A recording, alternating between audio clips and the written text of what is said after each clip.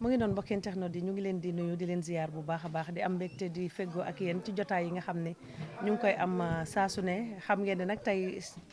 studio ba spécial laa nekk ñëw seet si sama sœur Aïda Samb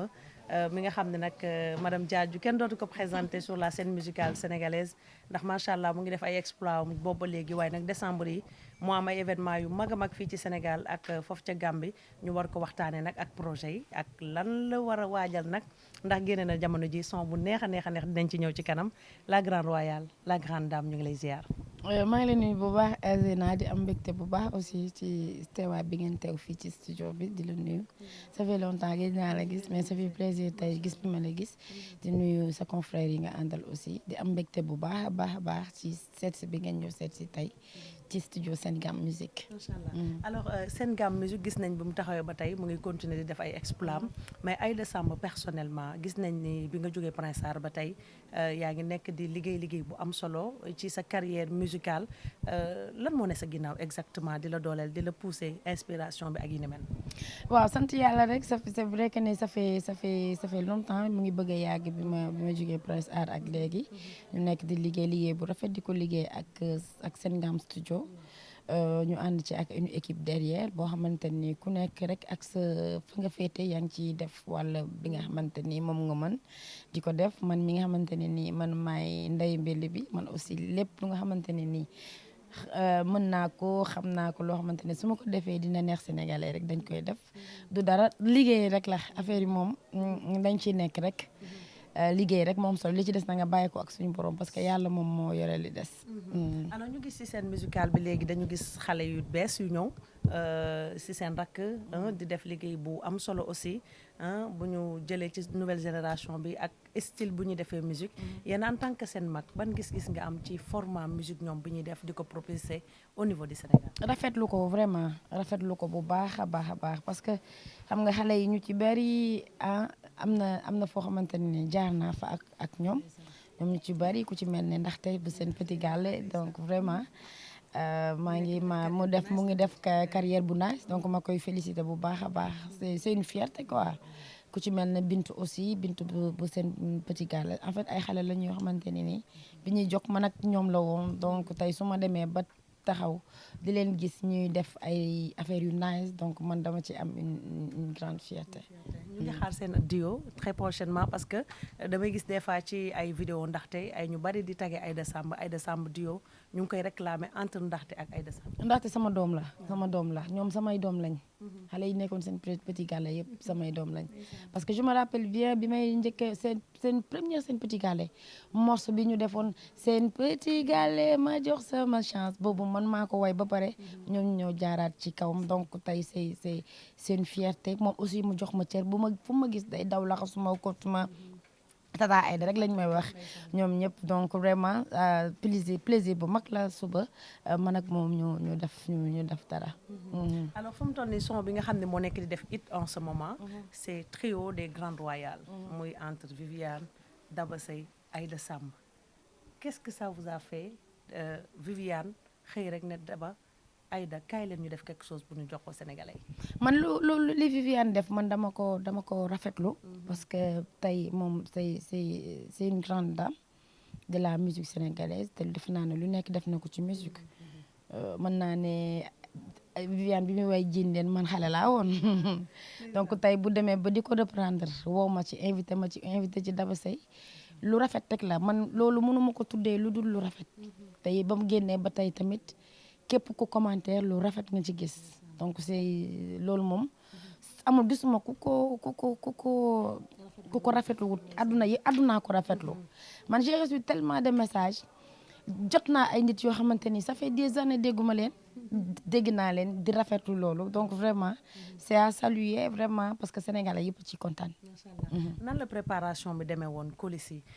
sañse bi style bi ni ngeen ñëwee yéen ñëpp ak seen style ku nekk style particulier indi ko ci côté musique ak ci côté solo nan la demee woon préparation. mën naa ne lépp Viviane la parce que man dafa ma woo ne ma Aïda dama préparé benn affaire dama bëgg ñu def ko man ak yow ak Daba Sey man ko c'est avec un grand plaisir. ñu programmé première programmation yi mu fekk man maa ngi tourné vidéo maanaa ma ne xam naa après lañu kii après ñu jàppaat beneen date ci laa dem fekk ko studio ñu enregistré même tenue bi Viviane moo ma wan tenue bi ne ma lii laa bëgg nga sol ma ne ko naa ko sol de ma ne ko waaye bii bi du feeñ donc après mu ne ma aussi mu expliqué ma que ne mèche nga koy booleel soo ko boolee ak mèche dina rafet donc lépp moom la moom projet moo am inspiration aussi ñun dañu ñëw rek yokk ci suñu doole boo tax mu joxe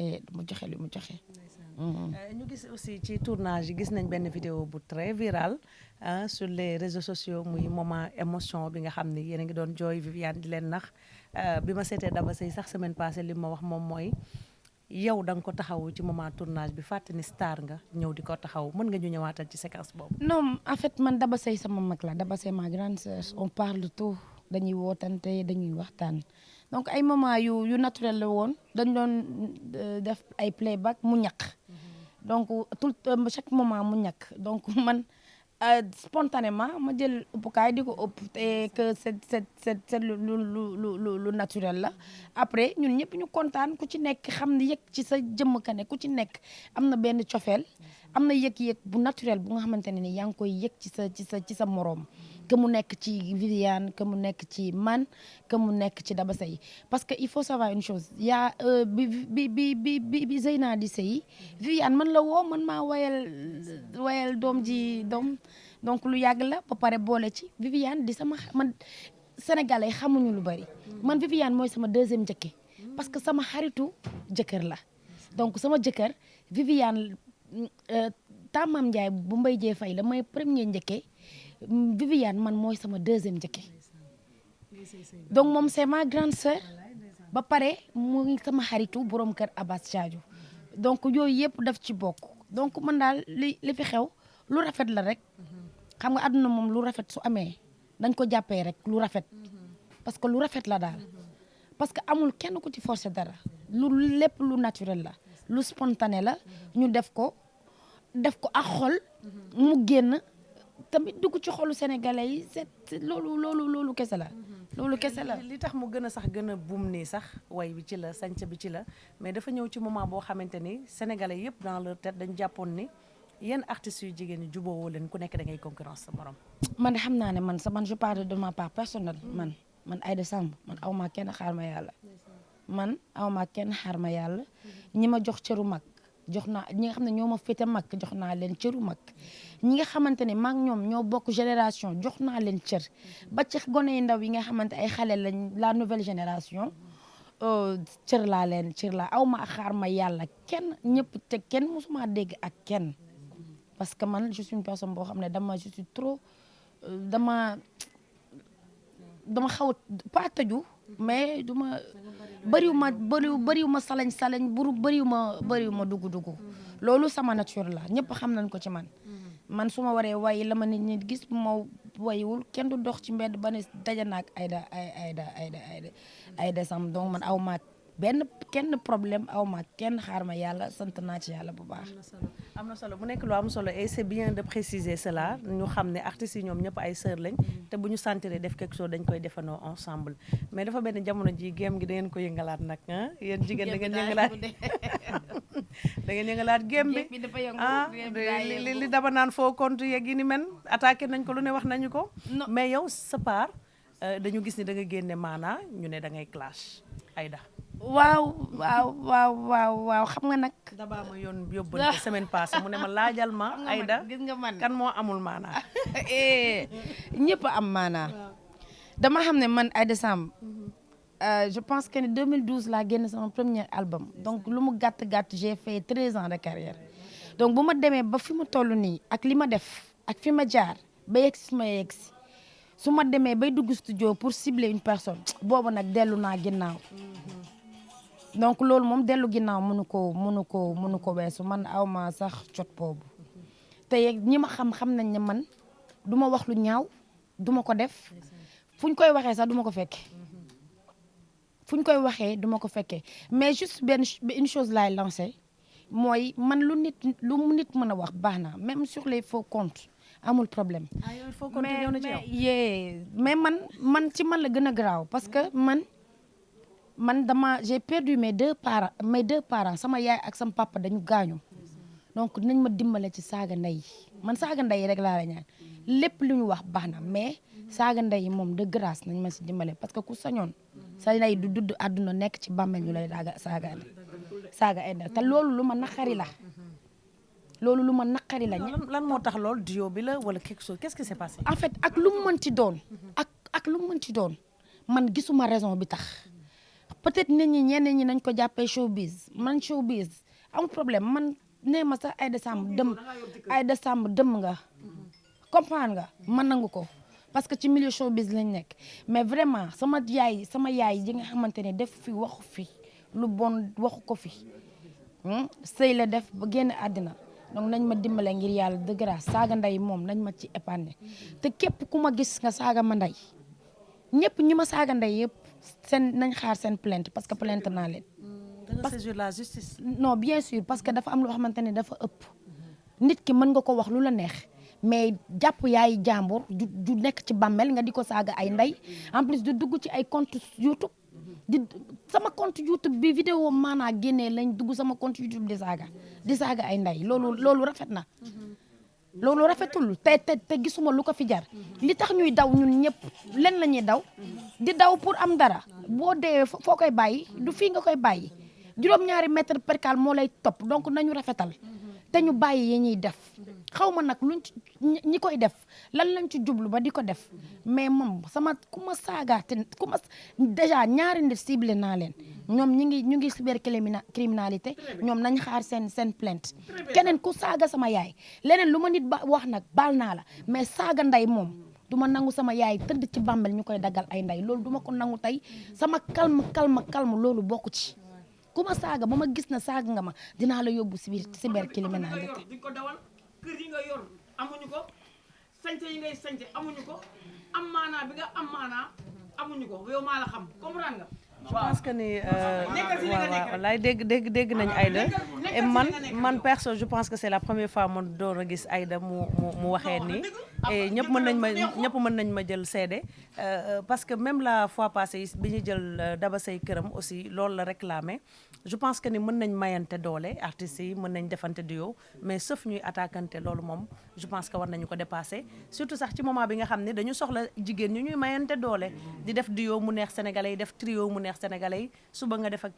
ak kii loolu yëpp ci showbiz bi la. li ñuy def nii dafa ñaaw c'est en fait dafa ñaaw ba pare ñu ngi dugal ay peut-être tey ñu ngi dugal ay nit.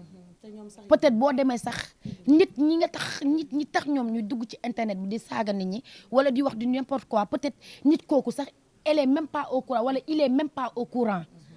donc tey ñu ngi jëmbat loo xamante ni ci suñu diggante lu mën a ñàkk la lan la way la na ku ne way kenn du lekk sa wërsëgu jàmbur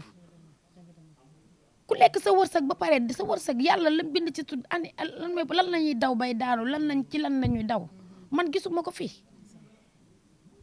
nit yaa ngi fekk lu nekk àdduna ak li ci biiram mais nit da ngay dal te doomu aadama dafa am loo xam ne da nga ko war a seet loo xam ne xajul ci ay diggante doomu aadama ak doomu parce que on sait jamais gis nga li fi xew nii yëpp hypocrisie bi nit ñi nekkee la ñu war a bàyyi barki démb bi fi Thione Seck gaañoo ay nit yu ñoo taxaw tey di témoigner keneen ak keneen ça se passe comme ça man ñaanuma yàlla tey am ak nit ñi xaarit ma yàlla suba yàlla mu génn àdduna ma taxaw di ko témoigner lu man du ma ko def man lu ma gëm man ñi ma xam dëgg xam nañ ne man damaa naqari deret moo tax bugguma sax di wax lu bari parce que su ma waxee sama xol day da ngay sentir que ne kii dafa naqari deret mais nag je suis une personne très calme très timide mais bugguma ku yëg ci sama digg bopp bi lenn rek laay ñaan saaga ndey moom day dakk ku ma saaga ndey ma xam ne sa ak foo compte bu mu mënti doon moom pour cyber xam yow yaay kenn c'est très simple. am na solo ñu remercier la Aïda donc je pense que c'était benn mise en garde sax bu muy def ak benn appel boo xamante ne appel bu fort la par rapport ak li nga xam ne moom la Daba Seye doon jooy la fois passée ci faux compte yi elle aussi elle le fait surtout juste ci après duo bi ngeen def ak Viviane. lan moo fi ñor ba lan la ba pare man dinaa def ak li ma def ci musique yëpp ba toll fii ma toll def 13 ans de carrière di am jotu dugg studio di wayal nit loolu fan affaire ma teg ko fan ma am ci fan laa koy teg xamante ne ku fi taxaw répété dafa mel ne taxawoo répété fenn mais tey studio bi sant yàlla tey artistes yëpp surtout xale yu góor yi les artistes yu góor yi billaahi vraiment un grand merci ñoom ñëpp fi la ñuy répété ay Tarba Mbaye ay Bass Thioum ay Azabes ay Baye Mass Dip ñoom ñëpp ci studio parce que studio bi seen studio la ay aada booy ñëpp fii la ñuy répété man studio bi mën naa toog ñaari weer du ma fa teg sama tànk parce que du pour man biñ koy defar c'est pour tous les artistes ku nekk mën a ñëw fii tey kuy boo fi duggee bu sono bi tàkkee da ngay xam ne lii qualité bu baax lañ fi def te defu luñ ma ko parce que man fii mënu ma fi yendu di fi fanaan c'est pour tous les artistes maa ngi woo artistes yëpp képp ku fi bëgg a répéter ñëwal nga répéter fii seen kër la studio bi c'est à la portée de tout le monde nañu rafetal àdduna rafetal la nit di nga ko bañ sax nga xam ne kii bëggoo ko mais rafetalal parce que on ne sait jamais dans la vie kenn xamul suba lan mooy am. man moom ku ma gis sa foo ko damay taf naa taf sa photo naa yàq man moom daal taf naa la wax. Mbaye moom daf laa faam Mbaye daf laa bëgg ndeysaan ay turu jàmbur la ñuy jël di ko def ci seen foo ko dugal te xam naa ne sa kooku bien yow dénk ma loolu c'est pas bien aduna amul solo nañu rafetal li ñuy daw yëpp li ñuy daw ñun li ñuy daw xaalis ci xaalis kese la ñuy daw te boo dee fi nga koy bàyyi sa maam Samba da daan wax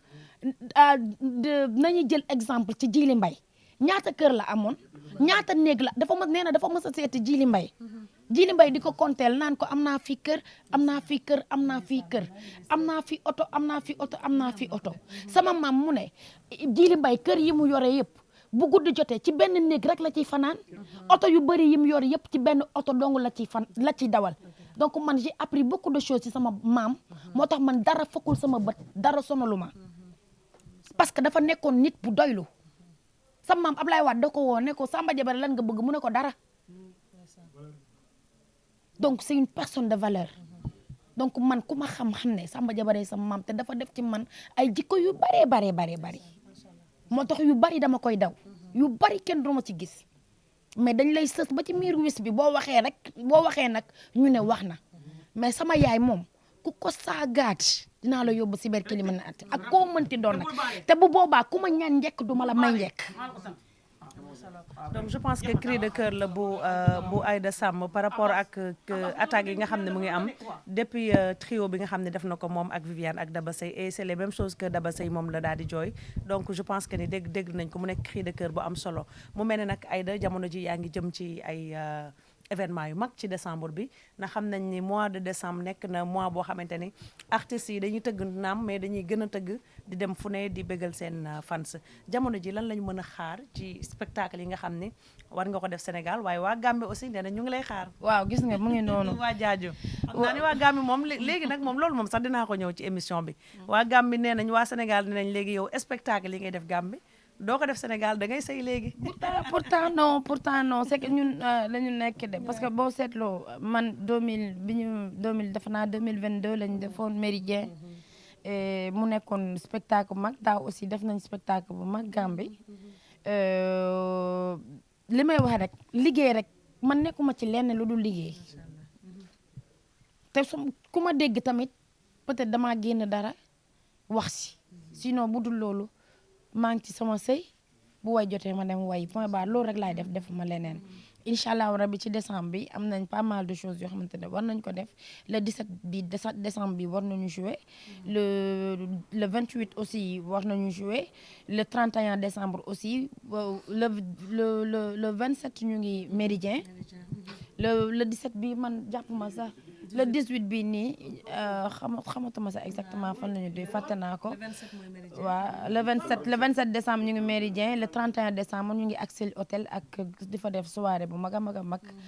pour terminer année bi en beauté incha allah rabi le 7 février ñu ngi COP 21 di fa def soirée bu mag a boo xamante ne nii ñu ngi ko soirée bu mag boo xam ne maanaa lañ ko tuddee soirée concept VIP waaw maanaa donc di ci woo xale yi maanaa benn di coow de soirée maanaa yëpp incha allah rabbi Zeyna fi mu nekk nii soo demee Cap 21 si buntu bi moom mooy gis incha allah le 7 février dinañ nekk foofu le 14 février ak le 13 février ak le 14 février ñu ngi Gambie pour fêter Saint-Valentin bi incha allah en attendant Saint-Valentin bi daal monsieur Diadji nga ko jox bu Abbas bu nekkee Gambie ke xam nga dafa laay Saint-Valentin en attendant incha allah rabbi ñu yeggale album bi au mois d'avril ñu jox ko suñu fans yi melo album waaw incha allah ci 2026 bi bu neexee yàlla loolu annonce de taille mbay waaw li mu wax dëgg la il faut nga wayalaat ko nag suñu njëkkat ji waaye yàlla def na man lépp lu ma mës a way ci mbëggeel rek Abbas Diadji laa ko wayal lépp lu ma mës a way 2012 ba léegi lu la neex ak lépp Diadji laa ko wayal donc mu ngi noonu jeex na kon bonus la macha allah en tout cas kontaan nañ bu baax a baax Aïda ci dalal bi ñu dalal tey ci sa moment de répétition fii ci studio Jam Studio je pense que ni ñu bari gis nañ ko mu nekk studio bu am solo et que comme ni mu ko waxee daf ko def pour la musique sénégalaise comme li ma wax toujours rek Matar Diop Subatel li mu def musique sénégalaise la ko defal mais yow it lii nga def musique sénégalaise nga ko defal ñu ngi lay féliciter bu baax a baax ban kàddu ngay tàggatoo suba teel sax dañuy ñëw di répéter si fii donc kaddu bi may terminer rek mooy maa ngi souhaiter sénégalais yëpp ñu jeexal année 2025 ci jàmm et que année 2026 bi nekk année bu nar a dàkk si année yi incha allahu rabbi ci année yi incha allahu rabbi vas-y ñu ngi commencé di xool nank-nank yenn surtout les jeunes talents pour di leen produire parce que ci kaw moo am studio d'enregistrement bi mu ñu ngi koy defar mais pare guñu parce que dañ ko nar a defar studio bu high class waaw fa lañ def incha allah studio bi donc commencé nañ travaux yi rek dafa pareegul non bien sûr am na sax ñoo xam ne jot nañ wax ak ñoom ñu ngi commencé di liggéey ak ñoom donc ñëpp fii daal këru ñëpp la Sengam Musique këru ñëpp la et que vraiment tëjaluñ kenn bunt di ñaan yàlla Sénégal jàmm rek moo fi war a am yàlla na fi jàmm sax yàlla na fi jàmm sax yàlla na fi jàmm sax yàlla na fi jàmm sax parce que jàmm yi njëkk jàmm mooy mucc ñu rafetal te xam ne ñoo bokk ndey ak baay te dara warul xaj suñu diggante showbiz nag showbiz la mais nañ showbiz mais nañu rafetal showbiz bi c'est très important maa ngi nuyu ñëpp di ziar ñëpp di am mbégte bu baax a baax